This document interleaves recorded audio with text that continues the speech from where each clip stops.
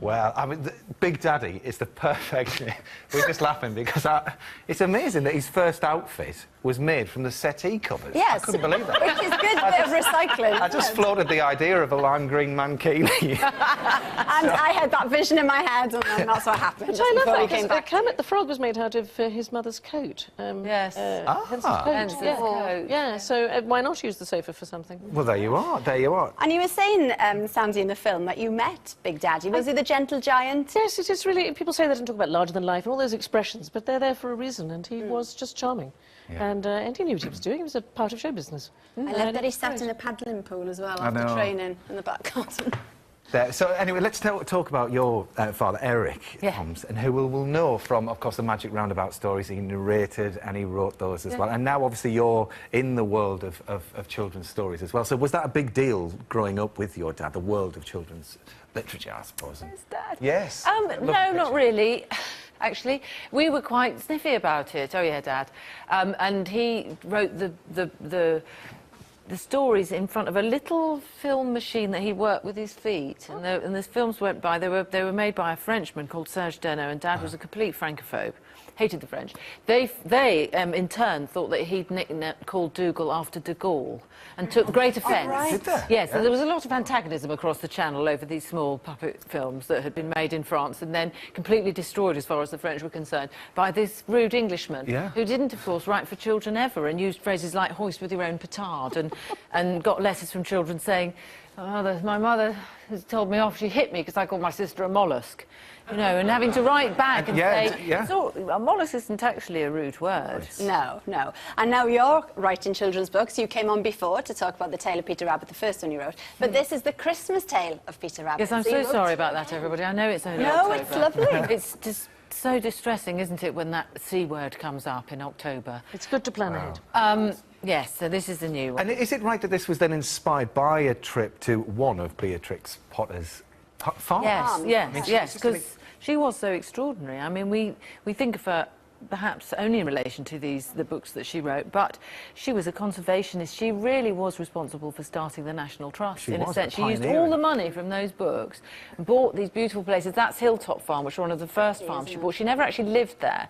That's Yew Tree, isn't it? That's Yew Tree. That's yes. Yew Tree, she lived at Hilltop, but I went up there to do a little bit of investigation, and I met a turkey of remarkable personality and... which you capture very well in this book. Thank you, yes. Sort of larger-than-life creature, very interesting, determined to be in show business, clearly. Nice. And so myself and the illustrator, Eleanor Taylor, I mean, note it has taken two of us even to sniff at the coattails of this genius. All our efforts, you know, and years of work to just get anywhere near it. But anyway, so Turkey, yes. And he meets Benjamin and Peter, and he's under the false illusion that he is, having been asked to dinner, is going to be going as a guest rather than as the main course. Yeah. But it's a really lovely way, isn't it, how The Tale of Peter Rabbit came about in book form. Yes. Because it was letters originally that Beatrix Potter wrote, wasn't it? Well, she had very tough, rather sort of controlling parents, and when she was 17, was accorded a companion called Annie Carter, who then married, left, and probably breaking her heart, and had a million children, but the first of which was called Noel, because he was born on Christmas Eve, and he got ill, and she wrote him, there's a facsimile here of this letter that she wrote him, and it's basically The Tale of Peter Rabbit, only with all the pictures and the writing and it's exquisite. Most of her books were written as letters to children, and I think because she was ill when she was a young person as well, she had a real feel for children who were ill, and the way in which she spoke to them wasn't at all patronising. It wasn't little children, it was very direct and often quite dark. Well, in this case, it was 9 years before the letters were turned into a book, and we've just got the most beautiful artwork here. This is original artwork from Beatrix Potter, and this was in the first edition in 1902, and So it's the 111th birthday Today, isn't it? October the 2nd, yeah. So, I mean, these beautiful watercolours, and you can sense the love, and really the story just works so well, doesn't it, with the pictures? Yeah, she was remarkable. Yeah. How do you work with the illustrator as far as the stories are concerned? I write the story and send it to her, but because I know she's such a good illustrator and she's very good at the animals thinking. Yeah. So you notice with Beatrix Potter, she never has animals doing smiley faces or sad faces. The animals always look like animals. They're just not quite normal because they're wearing clogs, for instance. You know, but that's the only reason. She's very, very specific. So Eleanor does the same thing, but I write things that I know she'll enjoy making pictures of, because she's such a wonderful illustrator. I wonder how long she'd take then to paint these pictures. I mean, presumably not long, because she didn't know how iconic they'd become. Well, funnily enough, she did say, you know, the spontaneous ones, the ones that are quick and spontaneous are the ones that make me happiest, because they were happy to do. Yes. But she does complain later on in life, when the books had become successful, because, I mean, she was self-published at first, but when they did become successful, she got quite kind of, oh, I've got to do another book. And the illustrations were the part that really took the time and were quite hard for her. So it changed as she got more successful. Well, the Christmas tale of Peter Rabbit is out tomorrow, even though it is, as you said, a while till Christmas. But got to get them sold. Well, indeed, absolutely. I'm just trying to get everyone in the mood. Can I have a look at it? It's the stuff that works so well. I want to see what happens at the end. Why? Don't tell anyone. Worrying about the turkey.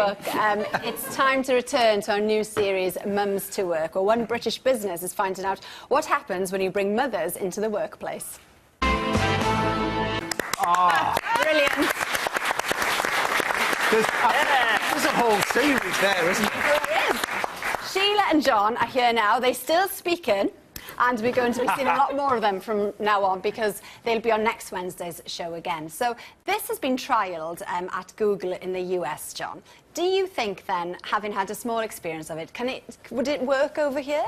Do you think it should be rolled out across the country? Yeah, I think so. I mean, I was absolutely a bit nervous about having my mother-in-law at work. I mean, you know, I see enough of her outside of work. Understandable, yeah. More than enough. And I do think, though, it helps when people go into somebody's workplace, maybe like here today, you get a sense of what they do, how they do it, who they do it with. Yeah. So it makes that communication easier from that point of view.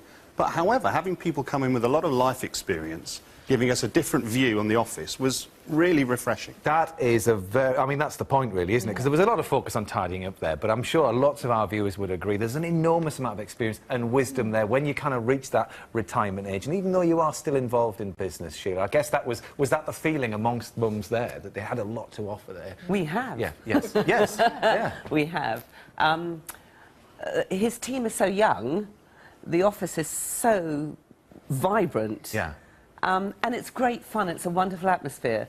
But for serious business, obviously they're doing it daily and they're so used to it. But for us coming in and looking at them, it was just, we were shell-shocked. Yeah. Yeah, we were. So how different, then, is John at work to what you see at home? Totally different. Is he? Totally different. And did your estimation of him go up? Awkward, John, I know you're sitting there, but we need Huge to ask the questions. Huge esteem. I have had a quiet word with him.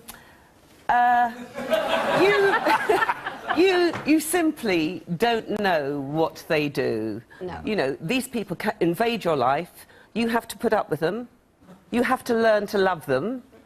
And then I had an opportunity that really, I just have loved every minute of it. Oh. The opportunity to go and see what he does. I mean, I've never really spoken to you about your work.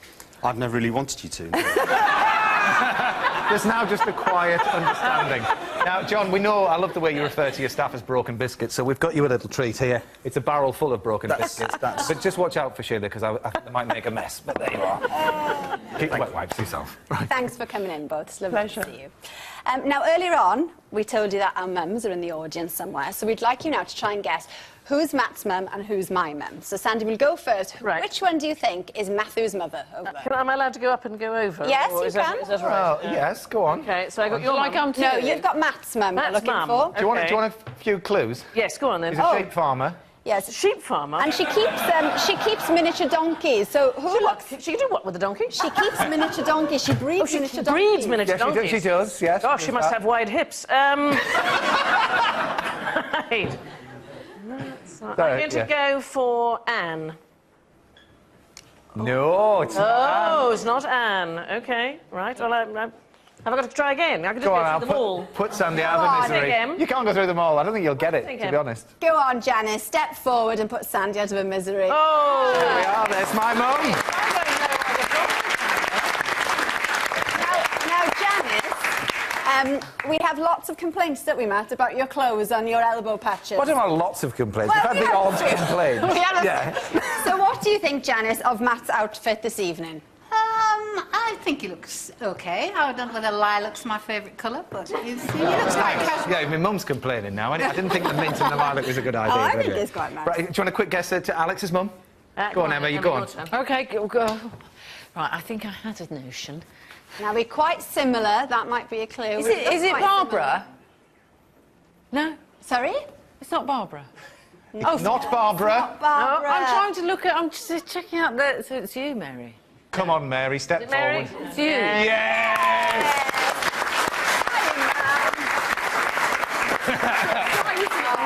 Now, obviously, Mary, you've been in a few times, but would you say that Alex is different at work than she is at home? No, she's exactly the same, but a lot funnier. Please don't tell me she spends as long at home getting ready as she does here. I Please don't don't- take that long, do I? No, not at all. Anyway, thanks to all the mums for coming in. Thanks for the effort. Nice Thank you. to see you.